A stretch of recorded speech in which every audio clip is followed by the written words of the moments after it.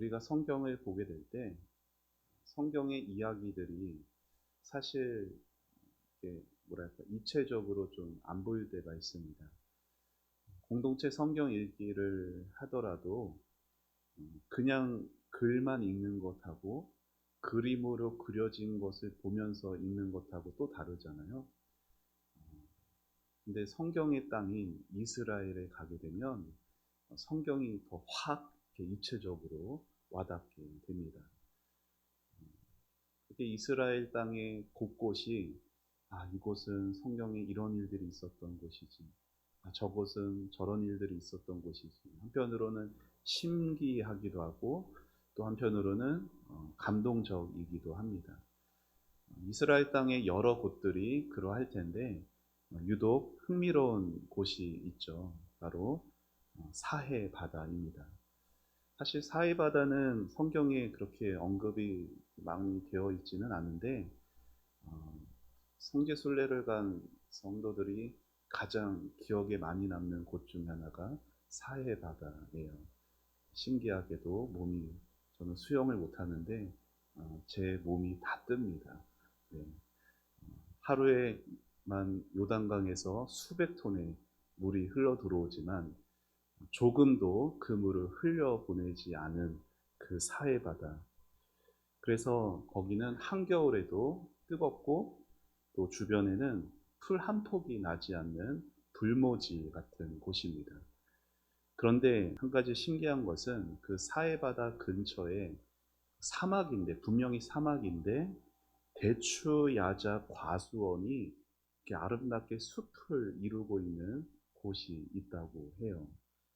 여러분, 같은 불모지인데 그래서 대부분은 풀 한 폭이 자라지 못하는 곳으로 남아있는 반면 어떤 곳은 대추, 야자, 숲을 이루고 있습니다. 어떻게 그럴 수가 있을까요? 그 이유는 수도관이 사막 밑바닥에서 그 숲을 이루는 곳으로 연결되어 있기 때문이에요. 수도관이 지나가면은 그렇게 사막도 과수원으로 변하게 되죠. 풀 한 폭이 자랄 수 없는 그 마른 땅에서 대추 야자나무는 씩씩하게 자라고 많은 열매를 맺게 됩니다. 메마른 거친 들판을 푸른 초장으로 바꾸는 것은 뭐가 있어야 돼요? 물이 있어야 돼요. 그리고 그 물은 사막에서 솟아나는 게 아니라 수도관을 통해서 저기 있는 곳에서, 먼 곳에서 물이 필요한 곳까지 물을 가져다 줍니다. 여러분, 과수원으로 변하는 그 사막을 보면은 우리의 인생을 생각해 보게 되죠. 어떻게요? 예수님을 만나기 전까지의 우리의 인생은 정말 불모지의 사막과 같았습니다.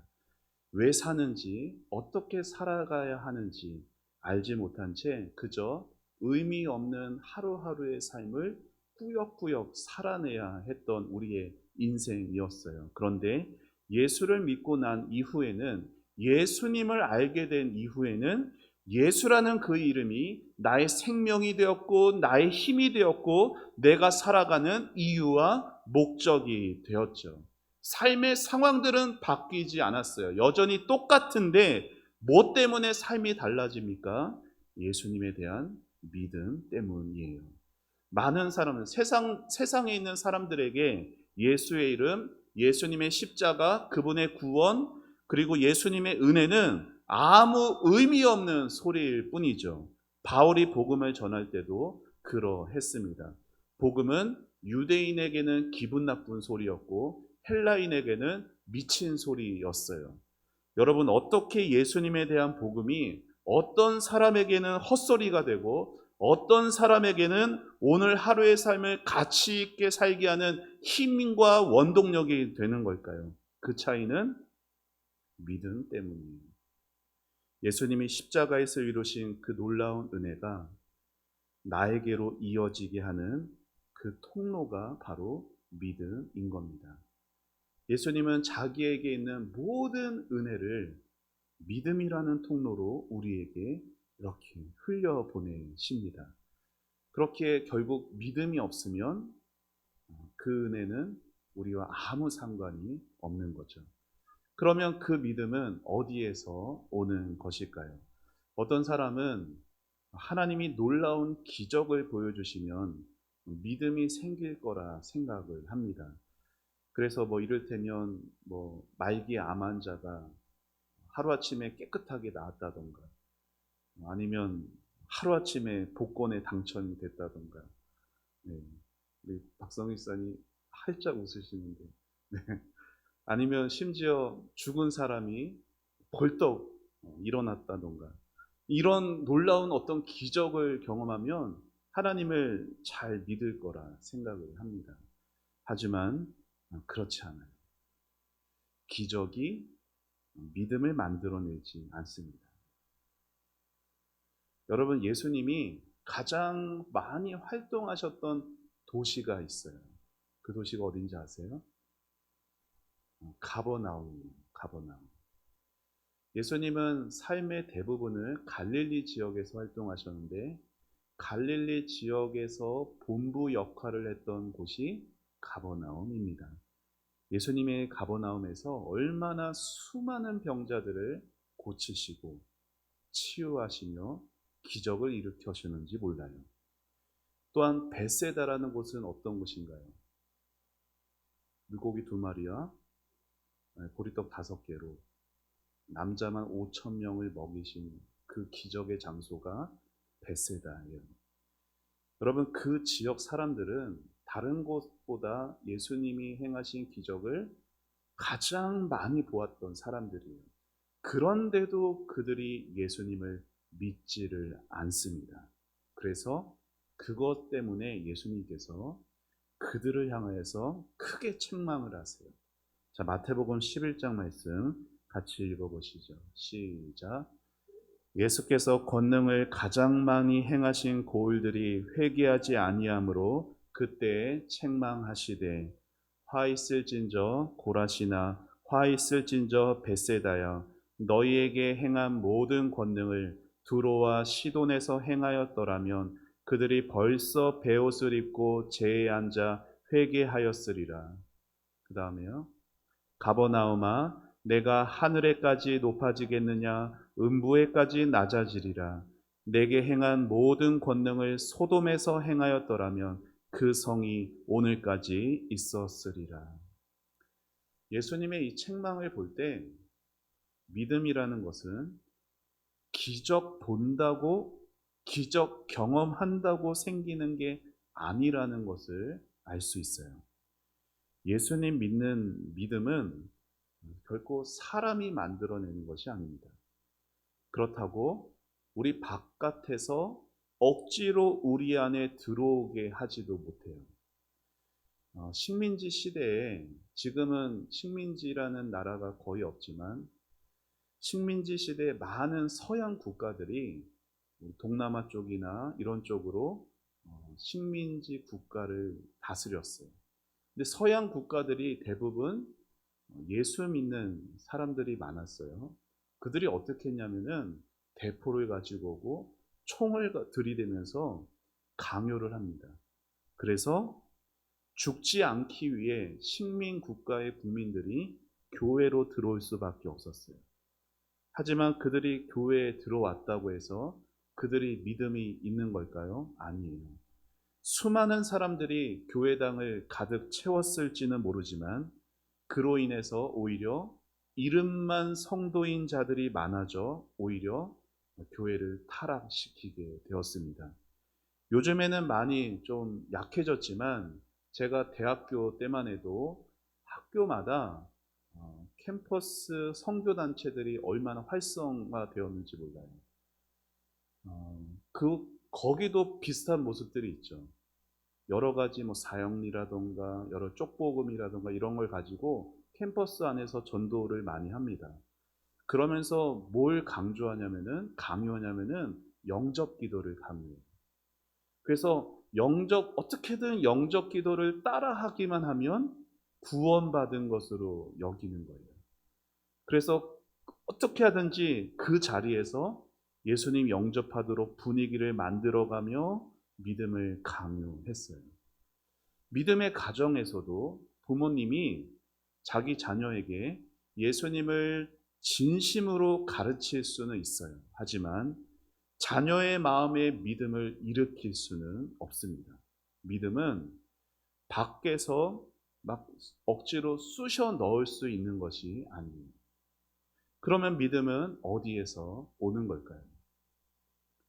저를 한번 따라해 보시죠. 성령님만이 마음에 믿음을 일으키신다. 자, 믿음은 어디에서 와요? 성령님만이 주시는 거예요. 자, 사람은 어떤 존재예요? 죄와 허물로 죽은 존재예요. 여러분, 그냥 누워있는 사람이 죽었는지 안 죽었는지 어떻게 알아요? 한 대 차보면 알죠. 그래서 아야 하고 반응하면 자고 있는 거였고, 아무리 쳐도 아무리 소리를 크게 질러도 아무 반응하지 않으면 죽은 거예요. 사람이 어떤 존재예요? 죄와 허물로 죽은 존재. 죽은 사람이 아무것도 할 수 없는 것처럼 죄와 허물로 인해 하나님에 대해서 죽은 사람은 믿음을 가질 수가 없어요. 자, 그래서 사도 바울이 고린도 전서에서 이렇게 말을 합니다. 같이 화면을 읽어보시죠. 시작. 성령으로 아니하고는 누구든지 예수를 주시라 할 수 없느니라. 자, 여러분, 성령께서 우리의 마음에 빛을 비춰주시지 않으면 우리는 예수님을 나의 주님이라고 말할 수가 없어요. 믿을 수가 없어요. 자, 요한복음 3장에 니고데모와 예수님의 대화가 나옵니다. 거기에서 예수님이 사람이 성령으로 나지 않고 물과 성령으로 거듭나지 아니하면 결단코 하나님 나라에 못 들어간다라고 말씀을 하시면서 그렇게 사람을 거듭나게 하는 성령의 역사를 바람이 임의로 부는 것에 비유하여 말씀하셨어요. 여러분, 바람이 임의로 부는 것 우리가 막을 수 있어요? 아니면 그 바람을 조금이라도 좀 약하게 조절할 수 있습니까? 선풍기도 아닌데, 그렇죠? 조절할 수 없어요. 하지만 바람이 지나간 다음에는 그 흔적을 볼 수가 있죠. 아, 바람이 부는구나 알 수가 있어요. 성령님은 말씀을 사용하셔서 믿음을 일으키시는데, 자, 똑같이 말씀을 들었어도 사람마다 반응들이 다르다는 거죠. 전혀 믿을 것 같이 안 보이던 사람이 믿는가 하면 정말 이 사람은 교양도 있어 보이고 반듯해 보여서 잘 믿을 것 같은데 믿지 않는 일이 일어나는 거예요. 이러한 사실은 믿음을 일으키시는 분이 사람이 아니라 성령이라는 것을 보여주죠. 바울 사도가 복음을 전했을 때 믿는 사람도 있었지만 믿지 않고 반대하던 사람도 있었죠. 자, 그중 유럽의 첫 번째 예수 믿는 사람이 누군지 아세요? 자, 사도 바울이 2차 전도 여행에 유럽 쪽으로 갔습니다. 자, 유럽에서 빌립보라는 곳에서 처음으로 예수님을 믿게 된 여성이 있었어요. 네, 두아디라시의 출신인 루디아라는 사람이었죠. 네, 바울이 전하는 복음을 받아들였을 뿐 아니라 바울과 그의 일행을 자기의 집으로 이렇게 영접했던 루디아였어요. 그리고 그가 마음에 예수님을 믿는 믿음을 갖게 되었고 그들을 영접했던 것이 그의 능력이 아니라 성령께서 행하신 것을 성경은 이렇게 말을 합니다. 사도행전 16장 같이 읽어보시죠. 시작. 하나님을 섬기는 루디아라 하는 한 여자가 말을 듣고 있을 때 주께서 그 마음을 열어 바울의 말을 따르게 하신지라. 아멘. 여러분, 성령 하나님이 루디아의 그 마음을 어떻게 열어주시니까 루디아가 그 말씀을 깨닫게 된 거예요. 하지만 어떤 사람들은 바울의 말을 듣지 않았어요. 빌립보에서 루디아에게 막 속삭이면서 바울이 몰래 복음 전한 게 아니잖아요.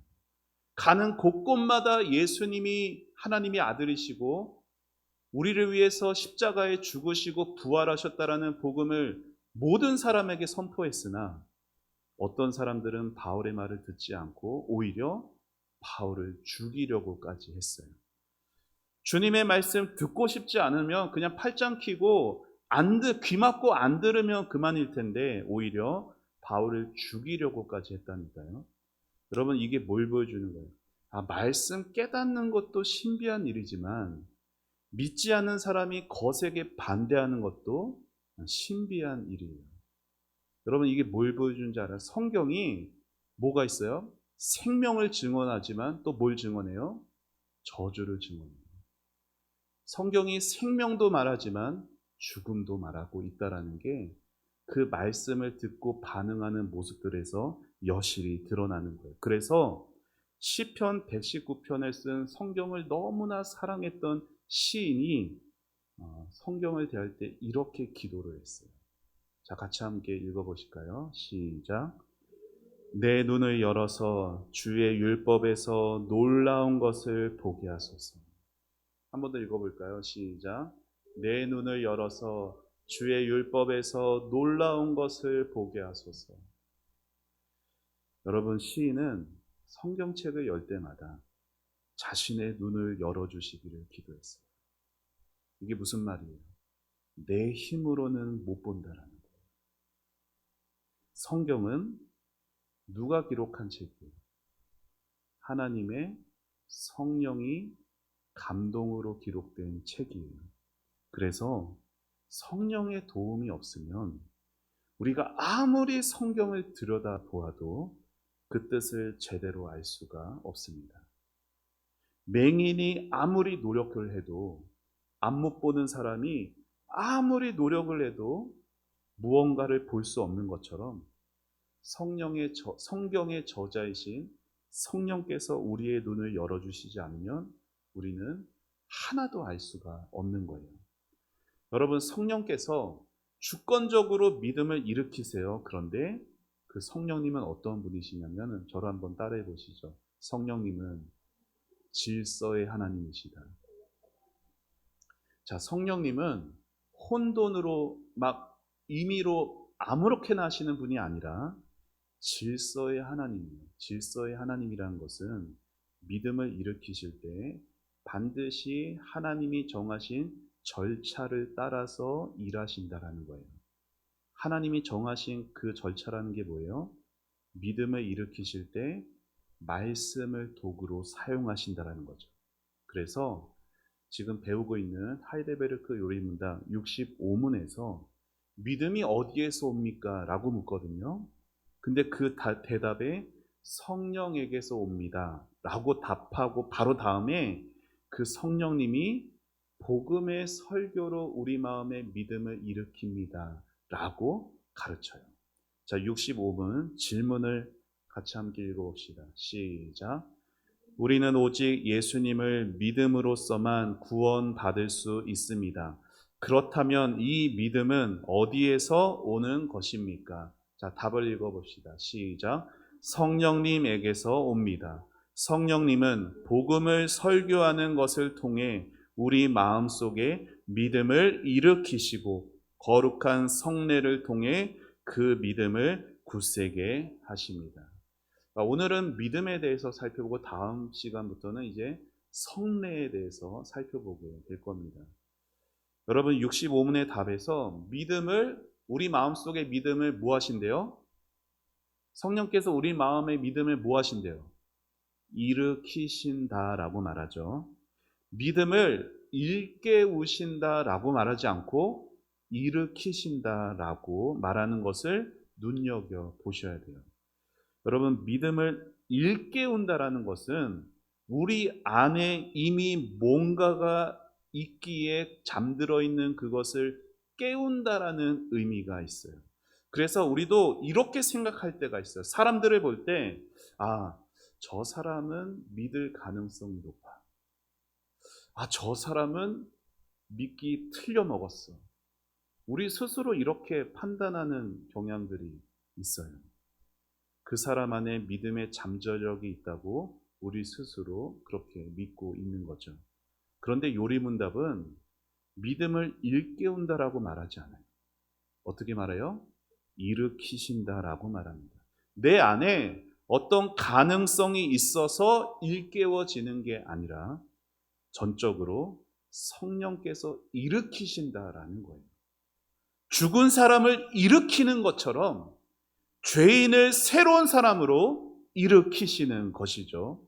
마치 하나님께서 이 세상을 만드실 때 처음 하신 말씀이 뭐예요? 태초에 천지를 창조하시면서 처음으로 창조하신 게 뭐예요? 빛이잖아요. 빛이 있으라.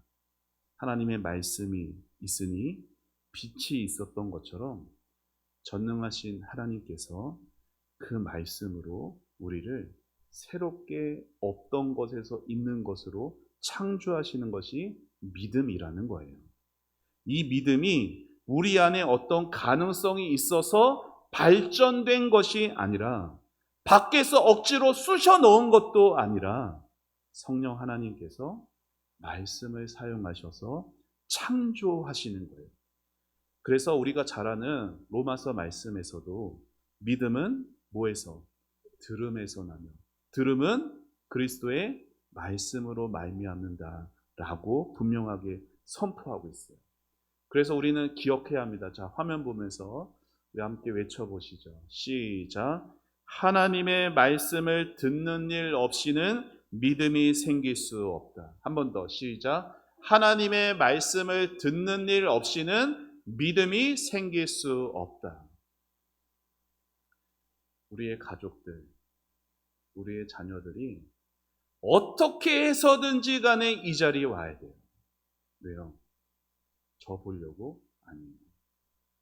하나님의 말씀을 들어야 하기 때문에 하나님의 말씀을 듣는 자리로 어떻게든지 와야 믿음이 생길 수가 있어요.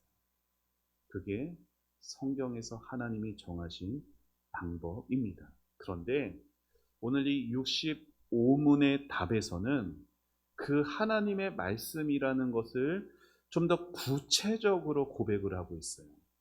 자, 우리 다시 한번 답을 읽어봅시다. 시작.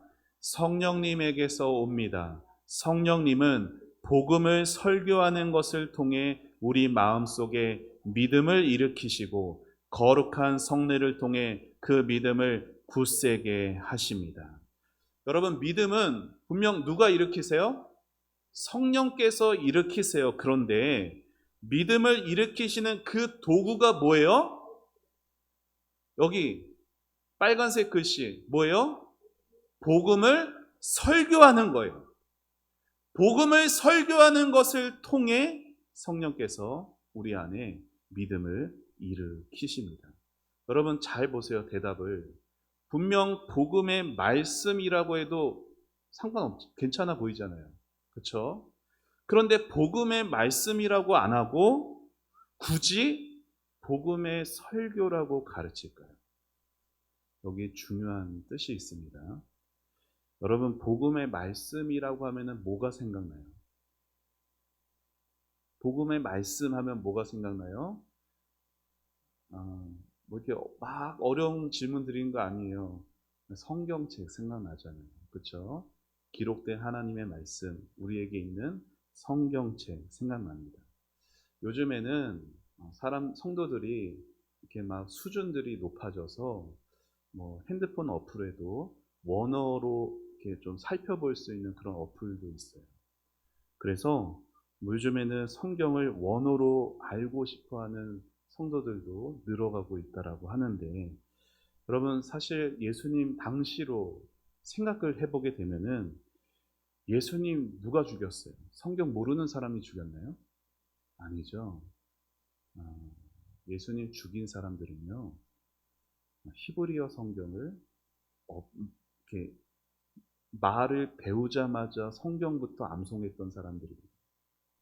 모세오경, 창세기, 출애굽기, 레위기, 민수기, 신명기를 달달달달 외우는 사람들. 암송도 하고 헬라어에도 친숙했던 사람들이 뭐 했어요? 예수님을 죽였어요. 그러니까 성경을 열심히 공부하는 것이 무조건 성경의 뜻을 아는 것은 아닙니다.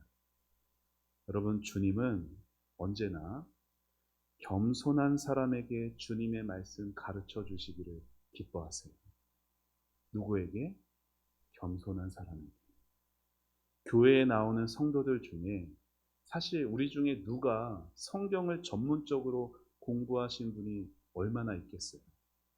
하지만 하나님은 학식이 없는 사람이라도 하나님의 말씀을 깨닫게 해주시기를 원하세요. 그래서 말씀을 전할 저와 같은 직분자를 세우시고 예배를 드릴 때 이 강단에서 선포되는 말씀으로 우리 안에 믿음을 일으키십니다. 이것이 우리에게 위로가 되는 거예요. 왜요? 우리처럼 연약한 이 나를 아시는 우리 주님께서 교회에 말씀 전할 직분자를 세우사 우리가 예배를 드리며 복음 설교를 듣게 될 때 우리가 성경을 직접 볼 때는 모르던 것들이 복음 설교를 듣게 될 때 하나님의 말씀을 깨닫게 하시니 이것이 얼마나 우리에게 위로가 됩니까?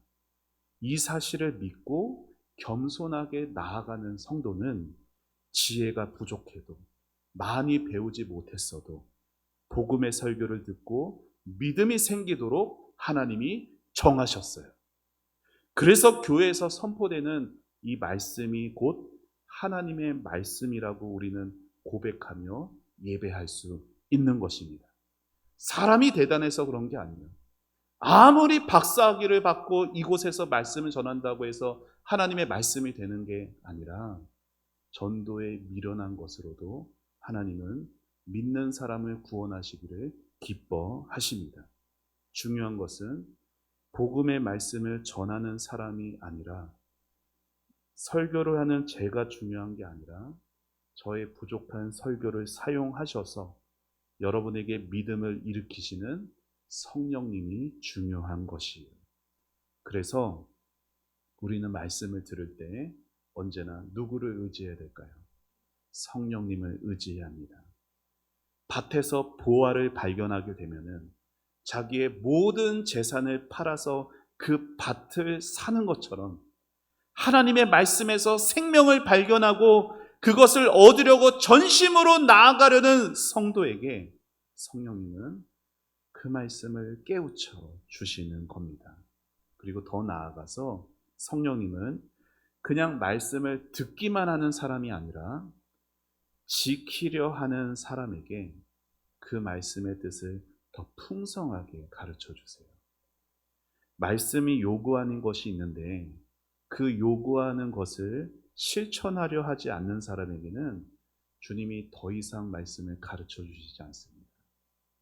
그래서 작은 것이라도 들은 것, 깨달은 것을 마음에 간직하고 순종하며 나아가려는 성도에게 하나님의 말씀의 깊은 뜻을 가르쳐 주십니다. 여러분, 마태복음 13장에 보면은 씨 뿌리는 자의 유명한 비유가 나오죠. 씨 뿌리는 자가 밭에 씨를 쫙 뿌립니다. 그런데 그 밭 중에 네 가지 밭이 나오는데 그 밭 중에 열매 맺는 밭은 옥토 좋은 밭만 열매를 맺고 나머지 세 밭은 밭처럼 보였는데 열매를 맺지 못해요. 그들이 무슨 밭인지는 언제 드러나요? 씨를 뿌릴 때 나타나는 거예요. 씨를 뿌려보니 길가였는지 돌밭이었는지 가시밭이었는지가 나타나는 거예요. 그 중에 길가, 여러분 길가에 씨를 뿌리면 그 씨가 어떻게 된다고 합니까? 없어진다고 해요. 누가 와서? 새들이 와서 그 말씀을 먹어버린다라고 하죠. 말씀을 듣지만 바르게 받지 않는 사람에게는 말씀이 하나도 남지가 않아요. 길가에 떨어진 씨는 새가 와서 그 말씀을 집어먹기에 하나도 남지 않습니다. 마찬가지로 말씀을 들었지만 마음에 간직하고 나아가지 않으면 그 말씀이 하나도 남아있지 않아요. 여러분, 말씀을 들을 때, 설교 말씀을 들을 때 좋은 말씀 이렇게 들으시면 안 돼요. 말씀을 들을 때 성령님을 의지하고 내가 뭘 순종해야 할지를 발견하고 결단해야 돼요. 그렇지 않고 말씀을 들으면 잘 남아있지 않습니다. 그래서 어때요? 분명히 예배는 드렸는데, 분명히 설교는 들었는데 말씀은 기억이 안 나. 예화만 기억이 나고 집에 며칠 뒤도 아니에요. 그날 집에 가면서 도무지 생각이 나지 않는 거예요. 오늘 무슨 말씀을 들었더라? 좋은 말씀인 것은 같은데 하나도 생각나지 않는 것 경험해 보셨지 않으셨어요? 네, 표정으로 숨길 수 없어요. 네, 그만큼 우리는 하나님의 말씀을 들을 때 더욱 겸손히 성령을 의지해야 합니다. 그래서 말씀을 들을 때 아까 고백한 시편 기자의 고백처럼 내 눈을 열어서 주의 말씀에서 놀라운 것을 깨닫게 해주시옵소서. 기도하셔야 돼요. 주님께 겸손히 기도하며 나올 때 주님은 주의 말씀을 가르쳐 주실 것입니다. 그래서 집에서 성경을 읽으실 때나 교회에서 예배를 드리실 때도 우리가 드리는 기도는 동일합니다. 우리 화면 보며 같이 기도하는 마음으로 가슴에 손을 얹고 같이 고백해 봅시다. 시작. 내 눈을 열어서 주의 율법에서 놀라운 것을 보게 하소서. 자, 율법을 말씀으로 바꿔서 다시 한번 읽어봅시다. 시작. 내 눈을 열어서 주의 말씀에서 놀라운 것을 보게 하소서. 아멘. 이것이 오늘도 말씀 앞에 서 있는 우리의 기도입니다. 성령께서 그 말씀을 사용하사 깨우쳐 주시길 우리는 오늘도 기도하는 것이에요. 여러분, 이 기도가 하나님 앞에 합당한 기도이고 하나님이 너무나 바라시는 기도이기에 이 기도하는 성도들의 기도를 하나님이 즉시로 응답해 주십니다. 그리고 언제나 응답해 주실 것이에요. 사랑하는 여러분, 믿음은 오늘도 주님과 나를 연결하는 통로입니다. 믿음은 그래서 굉장히 중요해요. 그런데 이 믿음은 우리 안에서 발전되어서 생겨나는 것도 아니고 우리 밖에서 억지로 쑤셔 넣을 수 있는 것도 아니라 오직 성령께서 우리 안에 선물로 주시는 것입니다. 무엇을 통해? 복음의 설교를 통해서.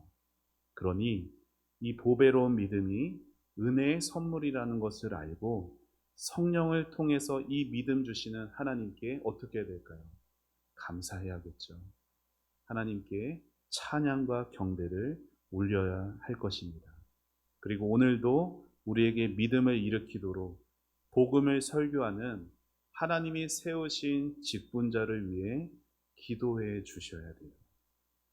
저를 위해 기도한 게 아니라 저를 통해 말씀 듣고 믿음이 일으켜질 여러분을 위해 기도하셔야 되는 겁니다. 그 말씀을 듣고 그냥 흘리지 않고 순종하려는 마음을 가지고 마음에 간직하며 우리 삶에 복음의 아름다운 그러한 열매들이 가득 맺어져 가게 되시기를 여러분에게 믿음을 주시고 여러분에게 모든 은혜를 주고 싶어 하시는 우리 주님의 이름으로 축원합니다. 기도하겠습니다. 하나님 감사합니다. 하나님 참으로 부족하고 연약한 우리들에게 복음의 설교 말씀을 통하여서 우리 마음 안에 없던 믿음을 일으켜 주시고 그 믿음을 더욱 굳세어지게 하여 주셔서 감사합니다. 하나님 들은 말씀을 그냥 흘리는 말씀 되지 않게 해 주시고 이 작은 마음에 아버지 그 말씀이 깊이 간직될 수 있게 하여 주시옵소서. 하나님 말씀을 들을 때 아버지 주의 성령으로 이 말씀이 우리 안에 깨우쳐질 수 있도록 우리의 눈을 열어달라고 이 말씀 속에서 하나님의 놀라운 일을 보게 해달라고 겸손히 주님 앞에 기도하며 나아가는 우리 모든 성도들이 되게 하여 주옵소서. 특별히 내일부터 있을 기도원 집회 모든 시간마다 주시는 하나님의 말씀 앞에 오늘 오늘 듣고 배운 내용들을 또 잘 적용해 가면서 아버지 하나님 그 시간마다 주시는 말씀 속에 주님의 음성 듣게 해 주시고 또 우리 가슴 속에 깊이 새겨지고 깨닫게 되는 놀라운 은혜로 우리 안에 믿음이 더욱 풍성하여지게 하여 주시옵소서. 하나님 은혜를 감사합니다. 이 귀한 믿음의 선물 주신 하나님께 감사드리고 하나님을 경배하며 그 은혜 안에서 우리의 믿음이 날마다 자라가게 하옵소서. 하나님 감사드리고 예수님의 이름으로 기도합니다. 아멘.